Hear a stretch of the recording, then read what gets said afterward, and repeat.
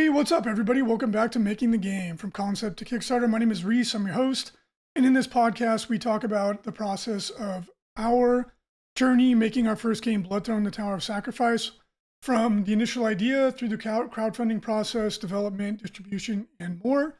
And again, this game is brought to you by Frontline Gaming and myself. So today we're going to be talking about the Druid in our in-depth series, where we go deep onto each of the classes in the core box of the game. And I'm excited to say this is the final class for the core box. So I delayed a couple days on this because I wanted to include in this update a really cool video that was sent to us from the manufacturer. The books are done for the core box. They look really good. They've surpassed my expectations. I'm really excited. For me, this is like a really special moment. I've wanted to write a book since I was a little kid. And while I've been a paid writer for a very long time now, predominantly everything I've done has been online. I was an editor for a magazine a long time ago, so I have some stuff in print, but it was like magazine articles and things of this nature. So to finally have a book that is my very own, and of course I didn't do it on my own. I had quite a bit of help because there's a lot of graphical elements to it, which took forever, but they look great. I'm not going to lie, I got chills when I saw the video. So those of you who are watching this video or are listening on the podcast, head on over to GameFound, where the backer kit is still open if you want to pick up Bloodthrone. And you can see the video and you can see what the book is looking like. It's looking really, I'm kind of giddy a little bit. It's pretty cool to see it. I wish I wasn't running, 6 months late at this point, or actually a little bit longer than that, but better to produce a good product behind schedule than to rush something that is not of the highest quality. So that said, please go check out that video, and I can't wait to hold one of the books myself. I don't have a physical copy yet, but I'm really excited to do so. And I'm really excited to see the Tome of Adventure from the Hero expansion, because that is a whopper. That is a doozy of a book. Worked really hard on it, and I think people are gonna be blown away. It's like totally bringing you into the world of Chael, which is the planet that Bloodthrone takes place in. I'm really excited for that. But for the core box, there's 3 books, and they all look really good. They surpassed my expectations. So that said, this is the 12th in-depth article / podcast videocast. This time we're focused on the Druid. I don't want to say I saved the best for last, but I kind of feel like I did. Then if you want to go and see any of the other in-depth articles and associated media, you can do so on bloodthrone.org, go to the blog, or you can go to GameFound or Kickstarter, frontlinegaming.org. We haven't posted all over. And you can learn more there. So the Druid, unlike in a lot of RPGs where I've always been fascinated by the Druid, like when I play RPGs, I default to the monk. That's my favorite. I always do a monk first in any computer role-playing game, or when I'm playing D&D or Pathfinder or whatever. If there's like a, Goku kind of, monk character, that's always my default. That's always my favorite. But then outside of that, I'll always like gravitate towards the ranger or the druid. There's something about the kind of like outdoorsy connection to nature archetype that I've always liked. I'm a very outdoorsy person myself. I spent a year of my life trying to ride a bicycle around the world, and I was largely sleeping in a tent, and I went through insane like jungles and swamps and mountains and deserts. And I've just really always enjoyed being in the outdoors. I try to go outside every day. I like to go mountain biking, surfing, and things like this. Lately, I haven't been able to because I've been sick. But anyway, my personal affinity to it aside, I've always been somewhat disappointed in the Druid in most RPGs I've ever participated in or read. They're always kind of like this weird, like, they do this like goofy stuff, and it's like, oh, I summon a mud pit that you can bathe in. It's like, well, I mean, that's cool, I guess. But then I played the Pillars of Eternity video games, which are some of my favorite. And if you haven't played them and you like Baldur's Gate or something, I highly recommend them. They're amazingly good. It's by some of the guys and girls that made the original Baldur's Gate games. They're really good. And then in that game they used the Druid was like the nuke wizard class. And I was like, man, that makes way more sense to me. It's like if you can call on the power of nature, like the awesome power of nature, it would make more sense to me that that's the role that you would fill. So instead of having it be like when you think of a D&D druid, the first thing you think of is shapeshifting, which is cool. And originally we wanted the druid to be a shapeshifter. However, as I explained in the shaman video, it was like in a game like this where it's a 6-turn game, if you have a really cool model on the table for 1 turn and then it turns into something else, it just was really like, I don't know, it didn't feel good, right? And it's like, okay, you turn into an animal and then you go melee things, and it's like, why don't we keep the druid on the board and summon a creature? And that was much more satisfying. So we went that direction. So in gamer parlance, the druid is your nuke wizard, right? Like, so if you're playing an MMO or something to that effect, this is like your glass cannon. This is your class that just blows stuff up. And then they can also summon a Forest Guardian, which is like a magical creature. So it's a really, really fun class to play.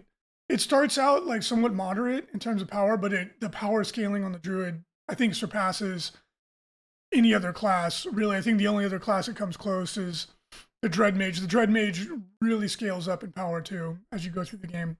So the druid, by the end game, if you want, can be the absolute king of DPS, right? Like their specialty is nature-based spells that affect multiple enemies at a time.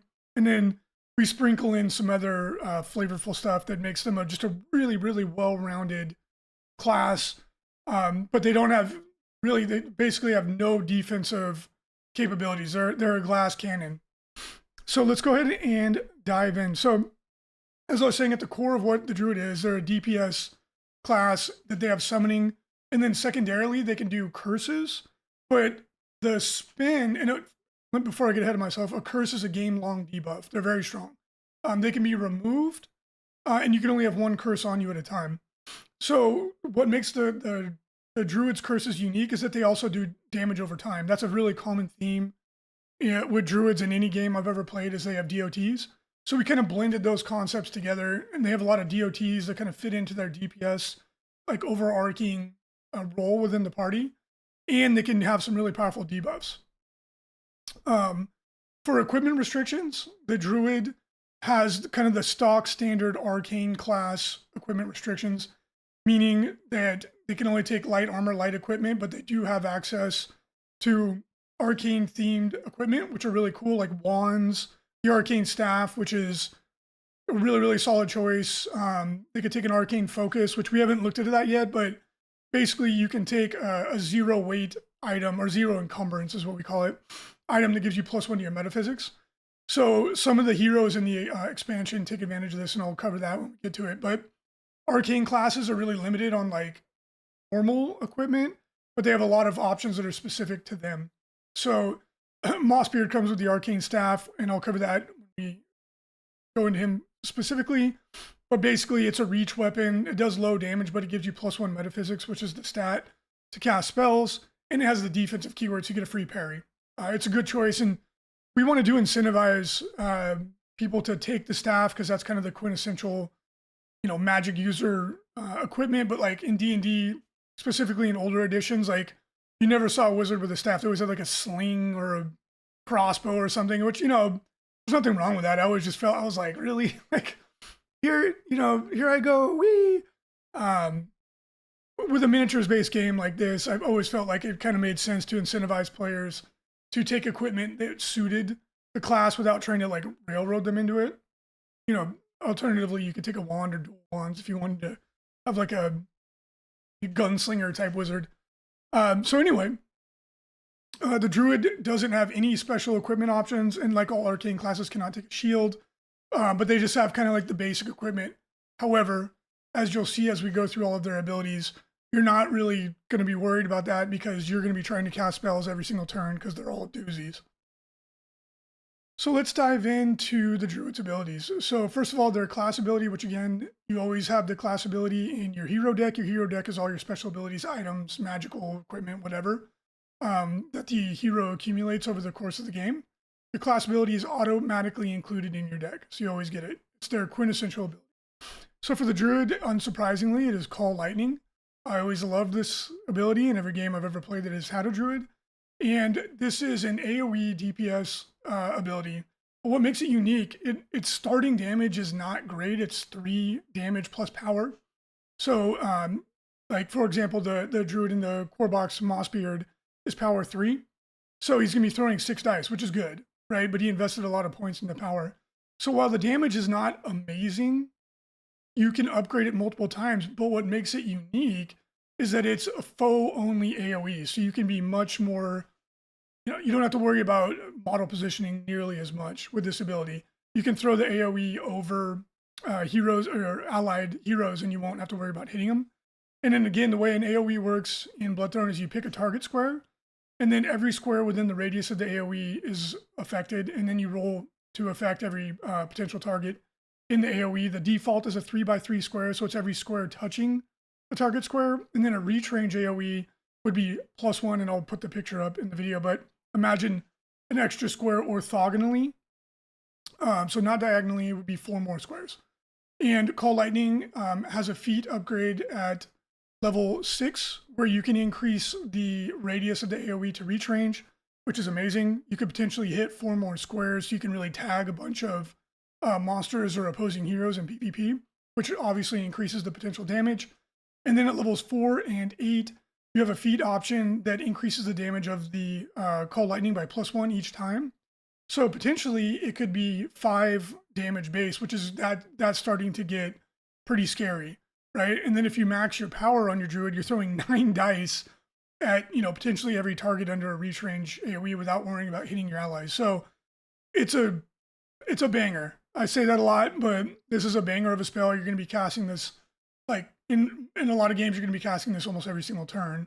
It's just a great offensive ability, and it's really at the core of what makes the Druid so effective at dealing lots of damage to lots of targets. He can like sweep out tons of weak monsters, pick out really worrying opposing heroes, etc.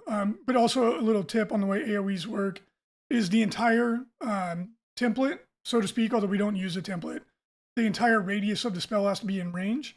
So that way you can't like snipe out and get extra range with it, and every model has to be visible to you. So if a model is behind a wall, even if it would be affected, they're not. And if a model is invisible by some means, AoEs don't affect them. I know that one feels a little strange, but it's just for mechanics purposes to help keep things balanced. And that's their, as the player of the game, you have perfect knowledge of the game state. So if there's an invisible rogue running up the flank, you're not just gonna, the Druid who wouldn't know they were there wouldn't just like randomly throw lightning in a certain spot to hit an invisible target, so you have to suspend your disbelief a little bit just for the sake of game balance on that. So the primary skill tree of the Druid, and again, all classes have primary, secondary, and tertiary skill tree, and this is to mix things up. Since we use archetypes in the way we construct each faction's assortment of classes, we want to have variety from one to the next so that they don't feel the same. And that's where the secondary and tertiary skill trees come in. So while every faction is going to have a nuke wizard or a DPS wizard, the way that they go about doing it will be different. And then their secondary and tertiary skill trees will be different so that they all feel very unique. So for the Druid, the primary focus is dealing damage. And at level 1, you get another bread and butter spell for the Druid. It's called Poison Thorns. So the Druid magically summons forth and shoots a bunch of poison thorns at their target. It's a very straightforward spell. It's nothing crazy. It does 2 raw damage to the target, and then they have the poison DOT applied to them. So on the next time they activate, they'll take 2 more red dice of damage, and then the subsequent turn they'll take 1 more, and then it goes away. It'll do a total of 5 red dice of damage over 2 turns. So really reliable, targets fortitude, medium range, nothing crazy about it. But especially in the early game, when you don't have a ton of spells to choose from, you will frequently be casting Call Lightning, Poison Thorns, and you'll just be blasting people. It's really fun. At level 6, you get what is, in my opinion, one of the best spells in the game. It is called Hurricane Winds. It is crazy. We had to nerf it because it was so strong. But what it is, it's a ritual. First of all, that means it's a full round action. So You have to have at least 2 standard actions to attempt to cast a ritual, meaning that if you're stunned or something like that, you've lost an action, you can't do it. And you can only do anything. The only other thing you can do when you perform a ritual is do a simple action. So basically, it's your whole turn. But when I explain what it does, you'll understand why. It's also once per game to avoid it being overpowering. So it's a medium range AoE centered on the Druid. Medium range is basically eight squares. So it's a massive circle around the Druid. You want to move him towards kind of the middle of the board usually. It affects or it targets all opposing models in range with no line of sight required. So even if someone's invisible behind a wall, behind you, it doesn't matter. You're targeting them. For every model that you successfully get your casting action off, they take 2 red dice of damage or 2 raw dice of damage, and more importantly, they gain the knockdown status. So as a quick reminder, red dice ignore armor and they typically can't be parried or blocked. So you just take the damage, it's like critical damage. But the knockdown status effect is one of the worst ones that you can get in the game. So for one, it stuns you, meaning it takes away an action. This is to represent you standing back up. And you're vulnerable, which means the next action that targets you before you stand up, it counts as coming in from your rear arc. So the character performing the action will have an advantage, and you typically won't be able to do any defensive action against it. It's just a massive debuff, right? Like you basically take away one action for potentially every monster or opposing hero on the board and make them more vulnerable to the next attack. This is a game-changing spell. It'll make you feel really powerful when you use it. It's brutal. And in PvE, when you're playing against monsters, once you get up to level 6, this can like turn what is overwhelming amounts of monsters coming at you into a very manageable situation. PvP is the same thing, but of course your opponent is going to do everything in their power to try and stop you from getting this one off. At level 8, you get Tornado, which again is brutal. It's a very simple spell. It's medium range, 3x3 AoE.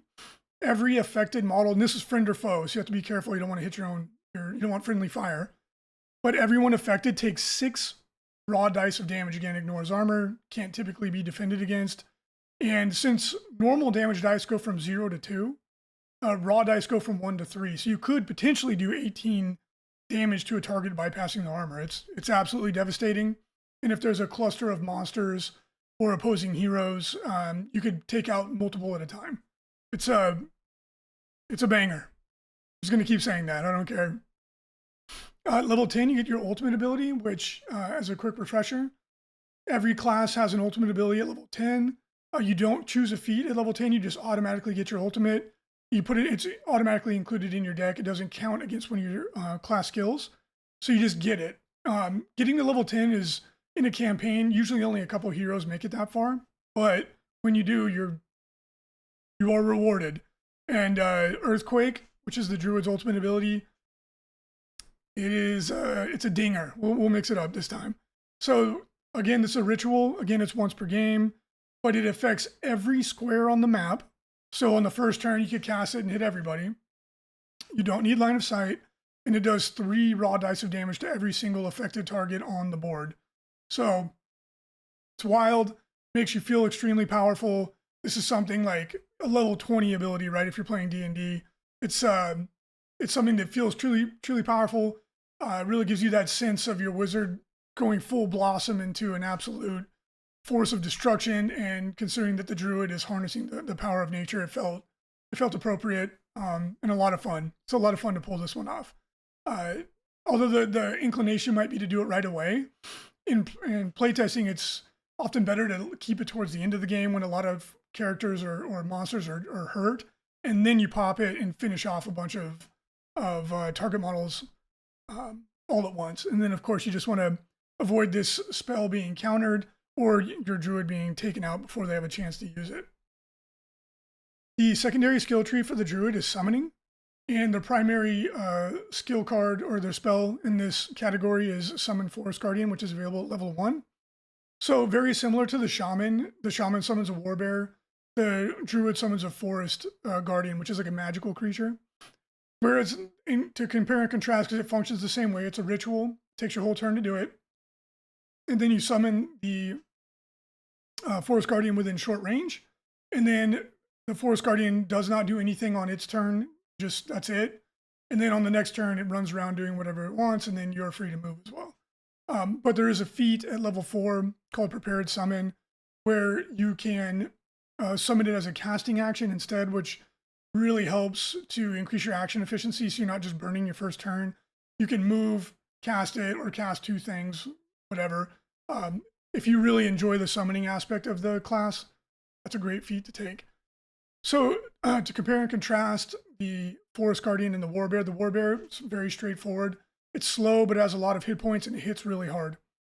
Forest Guardian is faster, has movement 5 instead of 4. It has a single attack, but the attack is higher damage. It's 6 damage dice. It has reach, so it's got more range.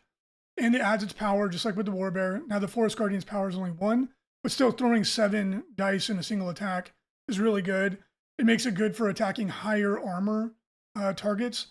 As a refresher, you apply the armor dice reduction to every successful action roll. So whereas the Warbear is dual wielding with 2 claws, if he hits a medium armor target that has takes away 2 dice, it would take away 2 dice for each attack. So if the Warbear hits with both, you're taking 4 dice out of the damage pool. Whereas the Forest Guardian has a single 6 damage attack, compared to the Warbear has 2 4 damage attacks. Even though the Warbear's potential damage output is higher, against an armored target, it gets degraded twice as quickly. So the Forest Guardian is better going against armored targets. It's faster, it has reach, so it's better at flanking, going after support monsters or heroes in the backline. And the real difference, though, is in their special abilities. So all summons have at least 1 special ability. The Warbear has Bear Hug, which pins a model, holds them in place. So for example, say the Warbear is engaged with a high armor target that they're not going to do much damage to. You can opt instead to pin them, do a little bit of raw damage, and then just stop them from moving. Forest Guardian has an ability called Flashing Vines, which is a free parry once per activation, which is really useful for lowering the amount of melee damage that the summon can take. So again, you can go into reach range, hit a monster. The monster, if it doesn't have reach, will have to burn a turn to walk to you. Then it'll hit you with its 1 remaining attack usually, and then you parry it. And you really reduce the amount of damage that you take. So it's a nice compare and contrast. You know, the Warbear has more hit points, but the Forest Guardian has armor, so it's taking 1 damage die out of the pool every time. So there's a real noticeable difference between the way these 2 summons play.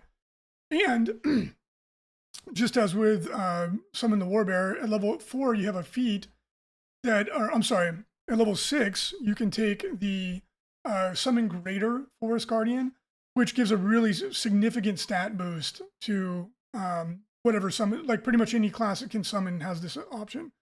And the reason we included it is the summons don't scale. So by later in the game, they kind of just become a speed bump. Everyone's doing so much damage. If you take this option, it keeps the summon to be more relevant. They're always relevant, but it makes them more relevant as you go later into the game. And it increases the Forest Guardian, gives them a +1 boost to accuracy, finesse, evasion, fortitude, and power. It's all really significant. More accurate, harder to hit, hits harder, gives you +2 to will, +3 hit points, but most importantly, it gives you an extra skill. So the Forest Guardian goes from a really respectable accuracy 3 to a really good accuracy 4. It makes them significantly harder to hit. The Forest Guardian is also quite a bit harder to hit than the Warbear. The Warbear only has evasion 1. So it just makes them even better at the things they're already doing. But the big one is it gives you another skill. The skill is called Grasping Vines. So it's a short ranged attack. And if it hits the target, it does 2 raw damage to them. 2 raw damage dice, excuse me. And it hobbles them. So if a model is hobbled, you have their movement. So it makes the Forest Guardian really versatile, right? You can go up, tag a really scary monster, hit him with this, and slow him down from outside of melee range, right? So it's really useful. It gives them a lot of versatility. And if there's, you're trying to go hit a spellcaster in the back and you don't quite have the movement, maybe you want to use this ability instead, or there's an intervening model or something that's blocking your ability to get to them. This gives you another tool in your toolbox. So on the whole, just a really useful summon. Doesn't have the raw power of the Warbear, but it's a lot more versatile.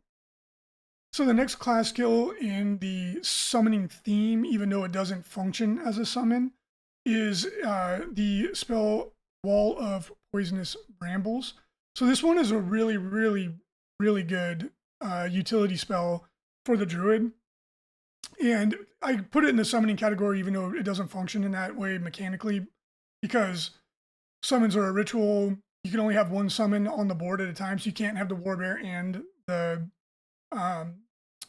Forest Guardian at the same time for balance purposes. We found it became overpowering if you spammed a bunch of summons and pets, especially in PvP.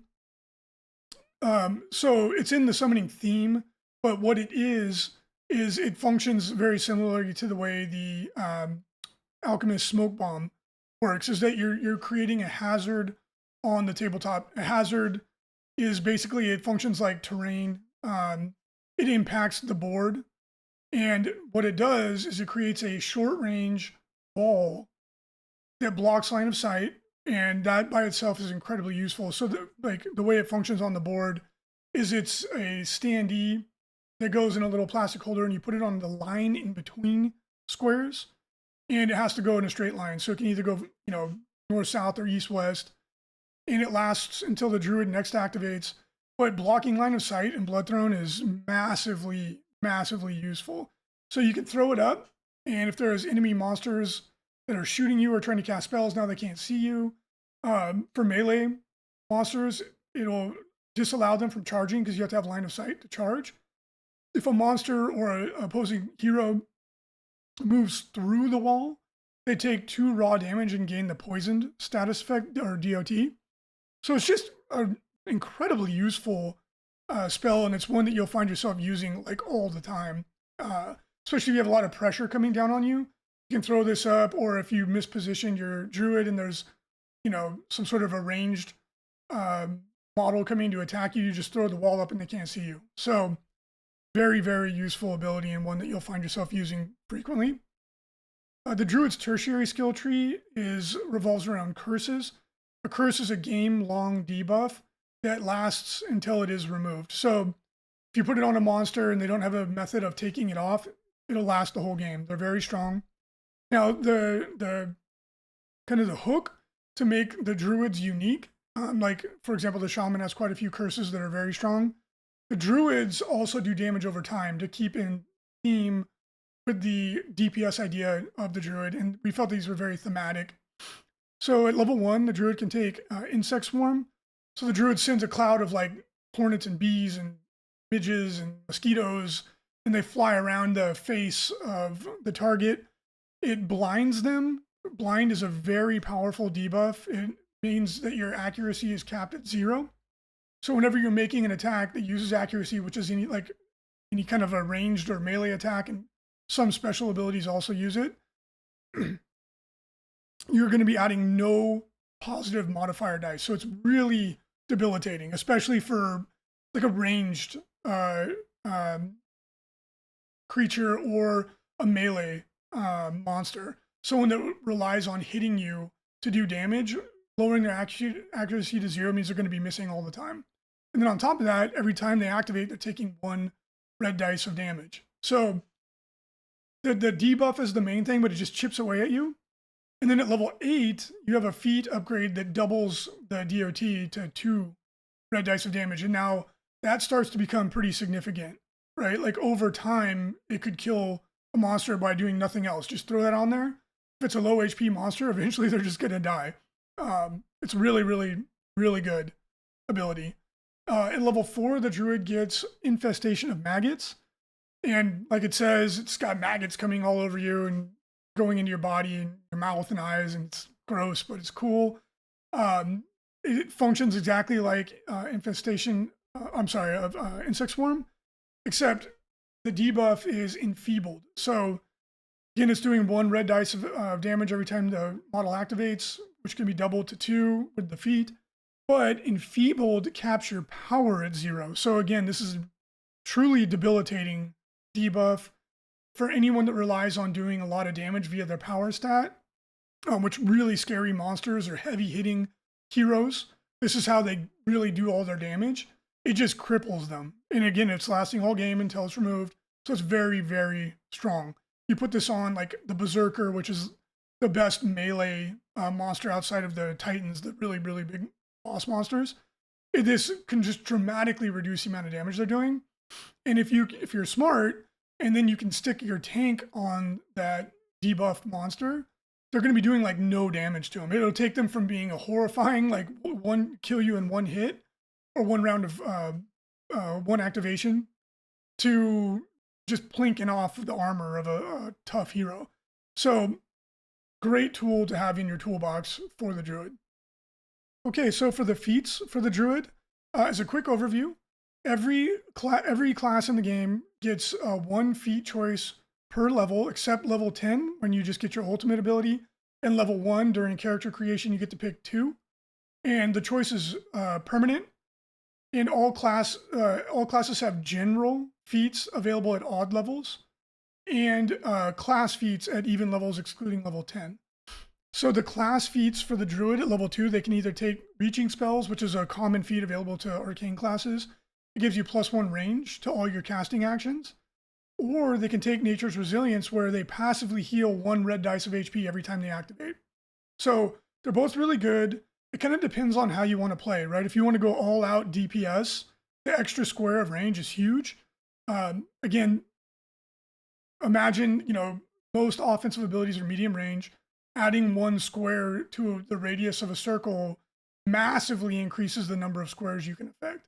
It's more than one would think. But the main benefit is to being able to cast a spell from outside of the range of another model to dispel your spell. So most counter abilities are medium range. So if you're medium +1, you just measure it out and then you go, okay, I'm going to be 1 square outside of your range to stop me from using my ability. Therefore, you can't stop me. That's what makes it good. Healing between 1 and 3 hit points every time you activate. I don't think I need to explain why that's good. It just comes down to how you want to play your Druid. Do you want to go all out, just blasting everybody?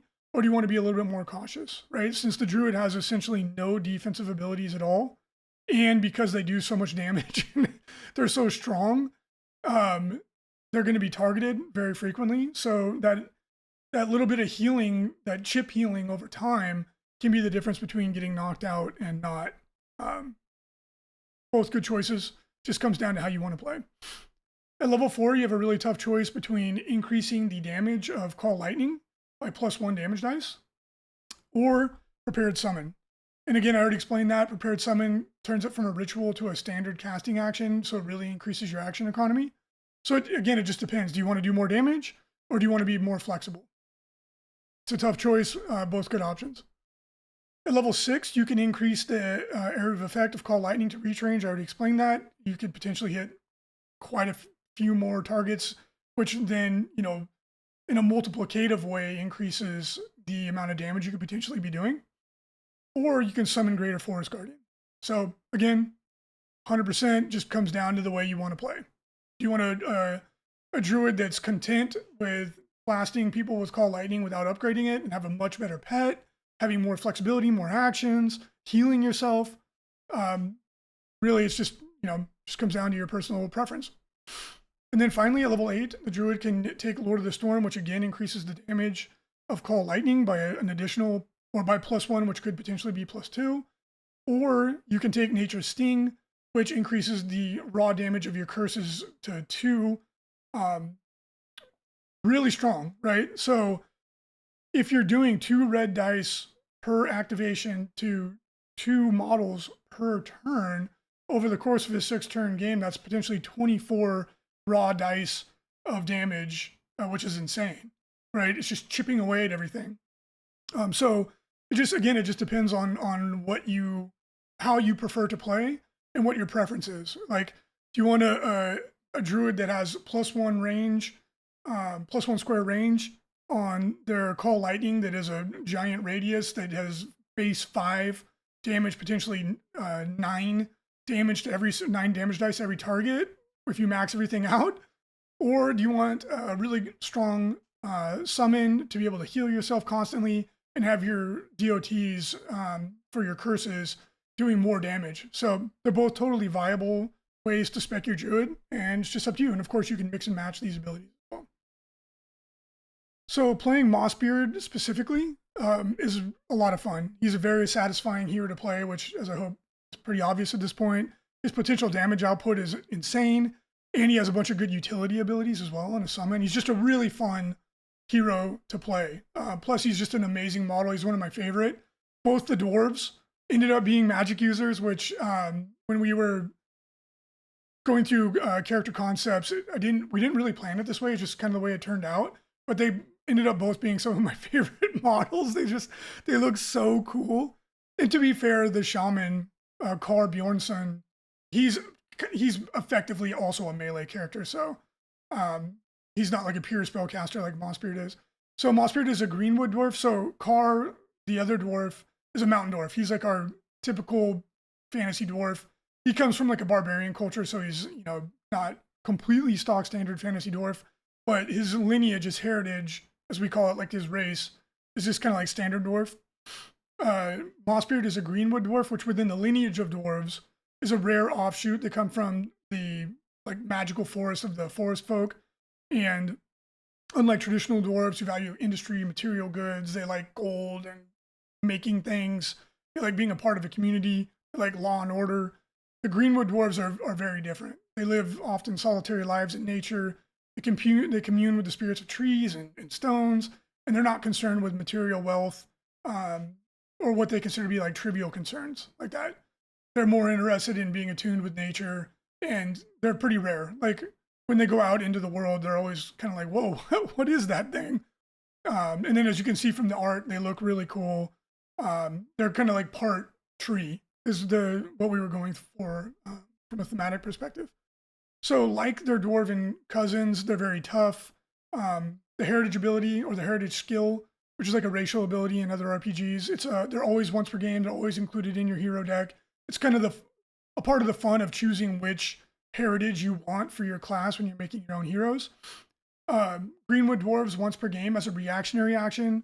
So you get to do it after you get hit, which is great because you just pull that card out whenever you're taking damage and just reduce the amount of damage you take. So the way it works is you remove any 2 dice from the damage dice pool affecting the dwarf, the greenwood dwarf. And what makes this special is you can take any 2 dice, including red dice, right? Which normally that's not something you can do. So what you do typically is when you get hit by a spell or a special attack that's doing raw dice, play the card and you take 2 of those out, and it really reduces the amount of damage you're going to take. So a really fun general skill to pair this with. And again, every hero gets 1 general skill. These are skills that are available to everybody. And as we go forward into the game and we have unique factions, they'll have their own deck of faction general skills. And it's something that any hero can take. You always get 1. And if you want, you can take more in place of a class skill. If that's something if you have some funky idea you want to do, like comboing some of the general skills. So a good one to take with Greenwood Dwarf is Spirited Defense. It's available at level 1. And it functions almost identically to Oak and Constitution, except, well, not almost identically, but in effect, it's very similar. So after being hit, as a reactionary action, you can play this card and you increase your armor by 1. So you take 1 white die out of the damage dice pool. So in a pinch, you can play both these cards at the same time and remove 2 red and 1 white die, or 3 white die, or whatever the heck the case may be. So you can like really lower the amount of damage you take from a single attack. So it's just a really good card to have in your deck, especially for Mossbeard specifically because he doesn't have any armor, right? So that's kind of a little bit of basic level stuff for how you play him. Mossbeard specifically is his stat distribution is very focused. Like a lot of the heroes are kind of well-rounded. Mossbeard is not. He does 2 things and he does them really well. He's very good at getting his spells off. He has a very high metaphysics of 5. So just as kind of like a overview, if you have a offensive modifier of 3, it's good, it's reliable. 4 is very good. 5, 6 is incredible. Like you're rarely gonna miss, right? So he's put a lot of his points into being accurate, and he has power 3, which is almost max. 4 is the max. So he's adding 3 more white dice into the damage dice pool whenever he's doing damage. Typically, whenever he's doing damage, some spells don't include it. So he's accurate and he hits really hard. And then the other thing he's spec for is to be able to take a punch. So he has 19 hit points to start, which is very high for an arcane class. And that's due to the fact that he's a dwarf. A dwarf gives you extra HP. And he has the tough level 1 general feat, which gives you plus 3 HP at level 1, and then an additional plus 1 at 3, 5, 7, and 9. So he's gaining 2 HP every odd level. So he has quite a bit of HP, which makes him, he's able to take a point. And then if you want, at level 5, you can take a general feat, or at level 5, you get a boost point, you get to increase one of your stats. You can increase his power to 4. So then he's maxed out on power. He's just doing a ton of damage. Really fun. So now the downsides, he doesn't have any armor. He has a lot of class skills. His intelligence is high, so he has 4 class skills to begin, which is a lot. So that means up until you get to like the mid game, you're not even going to have to worry about choosing which spells you take. You just take them all. And then there's options as you go to increase the number of class skills that you have. So he's typically going to have his full deck of cards available to him at whatever level he's at until you get to a really high level. And what's super fun is his other level 1 archetype feat, which he chose, is to have a familiar. So familiars, for anyone who's ever played an RPG, is familiar with them. It's like a little animal or magical creature buddy that really doesn't do anything, but they give you benefits to casting spells, and that's exactly how they function in Bloodthrone. It's a cute little baby dragon is the miniature that we made for it. In a game as dark as Bloodthrone, the familiars give us the opportunity to include some kind of cutesy models to add a little levity to the game. And they're really fun and they're really, really effective as well. So what a familiar does is after the model with the familiar makes a move action, the familiar is placed in any square within reach range and line of sight. So you can't put it behind you. And what the familiar does once it's placed is that you can cast spells from the familiar as if it were you, right? So anybody who's played a game, War Machine, they have what are called spell nodes. That's where we got the idea from for the mechanics. And it's really, really good. It's super fun. So there's a couple ways you can use the familiar. It increases your range, right? So Mossbeard, all the short kings in the game, gnomes, goblins, dwarves, they have a base movement of 4, so they're kind of slow. He can move forward 4 and then put the familiar 2 squares directly in front of him, which increases his range. That by itself is great. But even more fun, you could have him be hiding behind a wall and then put the familiar outside of the wall and cast spells from your familiar without being able to be hit back.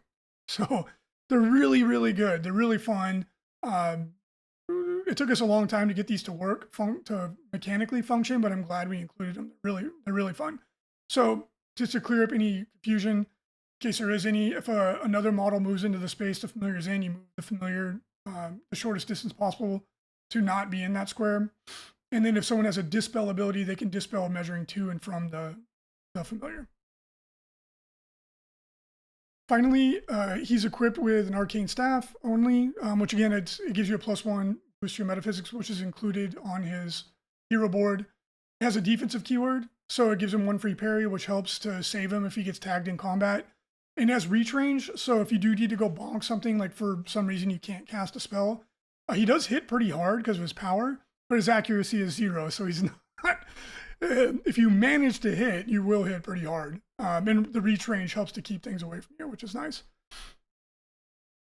So on the not so good side, no armor. He does have a lot of hit points, but his evasion is 1, which is almost as low. You can go to 0, but it's not much better than that. That means anyone who does attack him is usually going to hit, which isn't great because he can take a couple hits, but if any really powerful melee monster gets into combat with him, he's going to get killed. Right, you have to pull out all your tricks to survive for a turn and try and get out of there. His will and fortitude, though, are pretty high. 3 and 4. His Fortitude's 3, his Will's 4, which gives him pretty solid defense against other spells and special abilities. But because his evasion is so low, the way the AI works for a lot of the monsters, especially the monsters that physically attack, they're going to be targeting him because they go after whichever hero has the lowest relevant stat.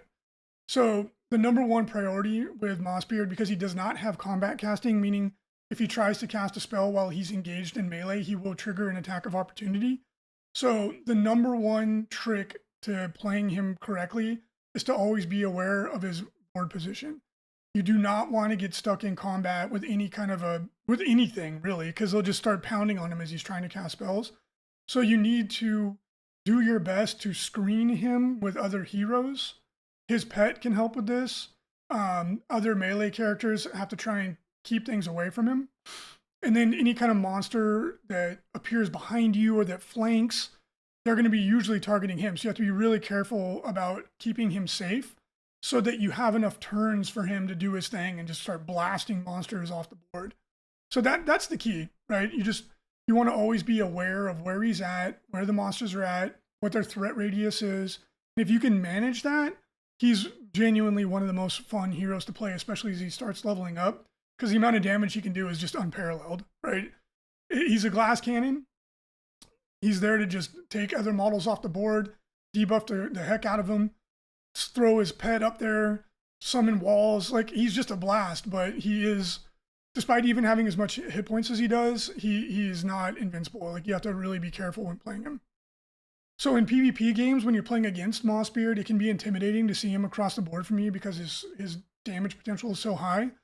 The key to winning this engagement is you want to limit his line of sight. So like the Alchemist with smoke bombs, toss those things in front of or on him so that he can't see anything. That is really effective. The Inquisitor, obviously, Inquisitor is good against everybody in the game. The Inquisitor can try and shut down his spells. That's the biggest thing you can do to stop him.